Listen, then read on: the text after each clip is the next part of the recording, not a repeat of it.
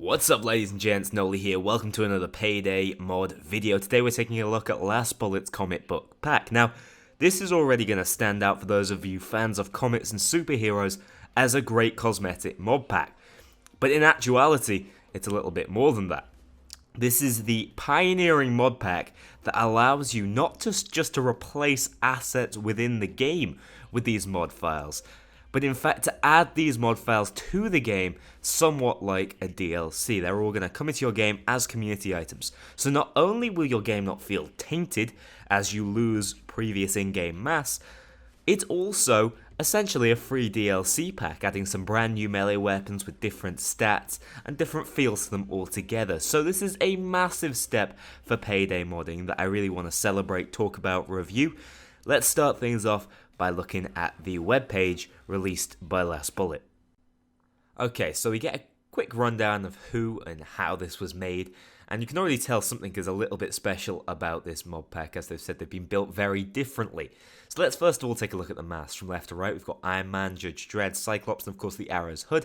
You can see the inspirations from these masks, and of course the assets used in-game to create them, Kamal most notably being used for the Green Arrow's hood.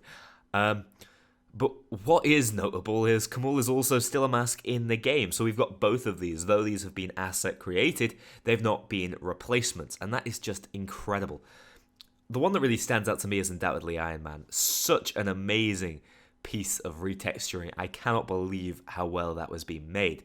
Moving on down, we have the weapons. We've got the Green Arrow's bow, which is quite standard. It's actually just a replacement of the standard bow. Then we have, of course, Captain America's shield, which is a pretty deadly melee weapon in the game. We have Wolverine's claws, the Batarang, and finally Thor's hammer. These are all separate melee weapons with different stats to them. Amazing. Really, really cool. I've yet to actually try out the Batarang, so we're going to try that a little bit later on in some gameplay. Got some screenshots. You can already see the damage that has been dealt by the Batarang to this poor fella. So that's it for the rundown of this page. Now I'm going to show you how to download and install this mod. Okay, so as this is a slightly different mod and it's not replacing assets, we're going to have to download it in a different way. In fact, we're going to have to download two parts separately. So before I go into all that, let's just have a look at who we need to thank for this amazing mod pack. We've got Great Big Bushy Beard, Tatsuto, AJ Valentine, Noob Rage, Luffy, White, Hedge, and Vicious Walrus. Most of these names you will have heard before, repeatedly mentioned, some of the best modders in the community. We've got some new names here, and they all work together on the lure coding, the modeling, and of course the graphics. So fantastic work by these fellas. Now let's move on how to download. So simply at the bottom of the page you're going to see this download, and there's a reasonably easy to understand README, but I'm going to try and fill in the gaps that are left out by that. So what you're going to download, basically two separate files. You've got this Payday mod file and a further WinRAR file containing the rest of the modification. Now, because of that, you need two separate installers essentially. You need the Payday mod file to be installed using the bundle modder. Link for the bundle modder and the BLT, which we're going to use to install the other file, will be in the description below.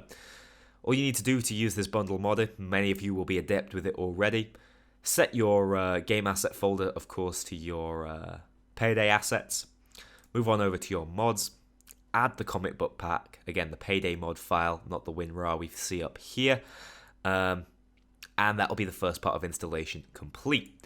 Moving on over, we have inside the comic book WinRAR, we have the comic book pack file here. You're going to want to drag and drop this into your mods file. You'll have a mods file once you've installed the BLT Lewis scripting assister. I don't entirely understand what it does, but it seems to work well enough. Again, I'm linking that in the description below. Be careful, a lot of these things can mess with other mods you have installed, most notably Hoxhood. The main reason I don't use Hoxhood anymore is because I'm very interested in these other mods, and there are consistent conflicts you have to worry about. So once those are both in their respective files, again, the comic book pack we see here, that has to be in your mods folder, and the comic book pack Payday mod file you see, again, installed properly using the bundle modder. You should have it installed easy as that. Okay, so before I get on to showcasing these weapons and masks, let's have a look at them inside our inventories. The most important one I want to talk about is the arrow's bow, because it works a little different to how you'd imagine. What you're going to have to do is modify it and equip the green arrow's bow body for this bow, and that's going to allow you to see this version of it, the customized one we saw on the webpage. However, if you want to use the Plains Rider again, just preview it without the mod. You can have it like this. So take that modification off. It allows you to have both bows available to you depending on what mood you're in, and it means you don't have to uninstall the mod altogether in order to have the Plains Rider back. Really nice little innovation by the modding team. Next up, we have the melee weapons. We've got Wolverine's Claws, Captain America's Shield, Thor's Hammer, Mjolnir. So these all fit into their own little categories. They're certainly toned down. There's no way they'd be created to an extent where anyone could call them overpowered. They've got very, very similar stats to other melee weapons in this game, but they're all unique in their own little way in terms of animation and feel. So the Wolverine's Claws, clearly the stealth option. They've got the highest concealment. They've got the lowest base damage and knockdown, but they're fast swingers with really low charge time.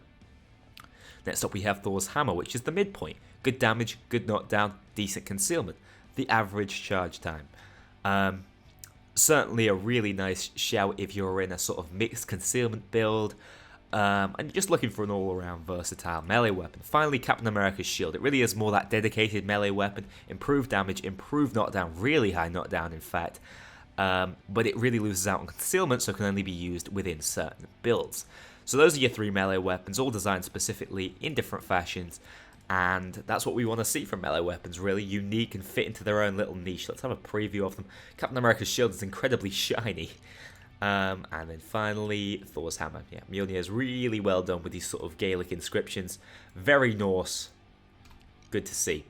Next up we have the throwables, the Batarang, which is of course just a retexture of the Shuriken, works almost exactly the same sort of hitboxes. Everything is essentially identical other than the aesthetics of the weapon. You cannot use this if you don't have the Gauge Ninja Pack installed. You can't use it as a buy around method if you don't want to buy the Gauge Ninja Pack but do want to try out the Shuriken. And I don't believe it's going to unlock achievements if you're using the Batarang, but I could be wrong. It didn't seem to when I was testing it anyway. So that's it for the throwable we're getting. It's pretty awesome to see a customized throwable. First one that I personally have reviewed. Next up we have the masks all the way down here. We got Cyclops. I'm going to show them all on Sokol. The Cyclops masks, it just looks perfect on him. Of course these are all customizable as ever. I recommend generally you just customize these with materials rather than anything else.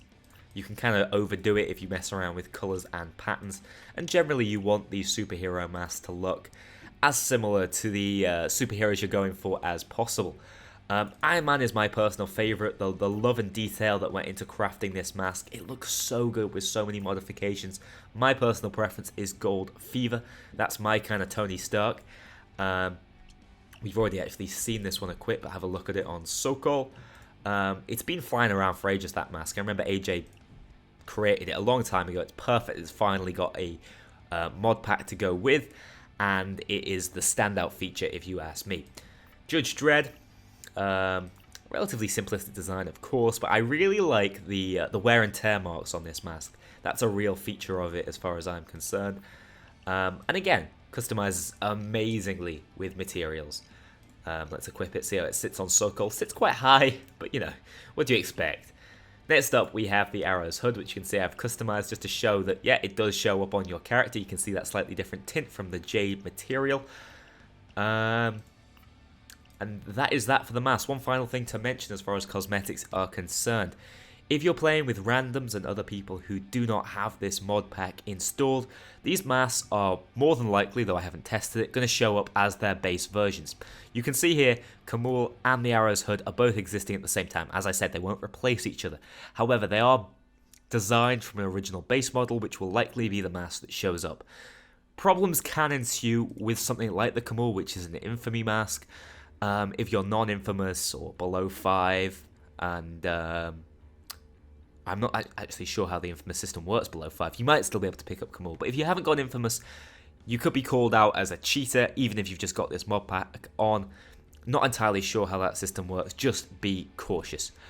However, if your friends or people you're playing with do have this mod pack installed, it is designed in such a way that should allow you to see each other's masks and customizations, as well as weapons and things. So That's pretty awesome. Glad to see it's integrated like that, as long as it's all functioning and working properly. So that's it for the mass. Those are the awesome cosmetics we get. Let's take a look at the melee weapons and the bow in-game and just see how much fun and just how powerful these melee weapons are. I absolutely love that they are unique and separate. It's such a step in the right direction.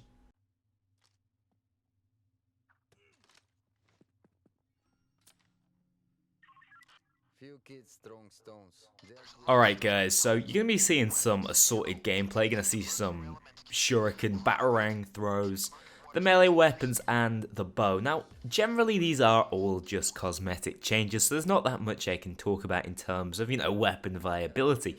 That is not to say that shield isn't pretty damn strong. Captain America is bringing some real damage with him. But what I'd really like to talk about during this section is, instead of the gameplay, the mod itself and what it is allowing for. Now, I don't think Last Bullet and many of the modders who helped create this actually know what they're going to be able to do with the full ability to create their own modifications to the game without changing in-game assets. It's so huge. Instead of them changing and reforming the world, it allows them to further the world of Payday. That's the way I look at it. So in the future, I'm hoping for loads of exciting mods that I can cover. Let me know if I missed anything out in this video, anything you guys would like to add. If you need a more comprehensive tutorial on how to install it, I can do more of that. If my brief tutorial wasn't really enough, let me know if there are any problems with the mod as well. Hopefully I've ironed out any issues, especially like the issue I had with trying to find out how to work the Green Arrow's bow. That was just a little bit embarrassing. Other than that, guys, happy modding. This generally doesn't seem to conflict with anything, so you can run all your other mods. Of course, there's those consistent Hoxhood conflicts that are always going to be around, but you can work your way around those as well if you're if you understand how the mods function in and of themselves, and just have fun. Remember, if you're in a crew and you all download this, you can all see the same cosmetic changes, and I imagine that probably improved the experience somewhat. And I genuinely think this is the start of something special in Payday modding. We can see some really expansive mods moving further into the future with this new technology we have been gifted and we're working on. I say we. I'm just the guy who talks about it and speculates and enjoys it. It's not me who's been doing all this good work. It's the guys I mentioned earlier, so they're the ones who deserve the credit. They're the ones who deserve your praise. And I'd like to thank all you guys, especially those of you who are at Last Bullet who've helped create this. First of all, it's a great mod. I really enjoyed it. And also, secondly, I can't wait to see what you guys do in the future. And I'll be keeping my eyes peeled. And of course, videos will be coming out the second I see any further developments. But this is pretty damn exciting. If anyone was speculating that Payday's running out of steam, I imagine the modding community can drive it into somewhat of a second win. But to be honest, Payday right now, I'm seeing 15,000 people on the PC version every single day, which pretty ridiculous numbers to still be fronting on a 2-year-old cooperative game. So, yeah, I'm proud to be part of this community. And again, I want to thank you all, first of all, for watching. And hopefully for going out there and downloading this mod and giving those modders the praise they deserve. Thanks. See you all in the next one.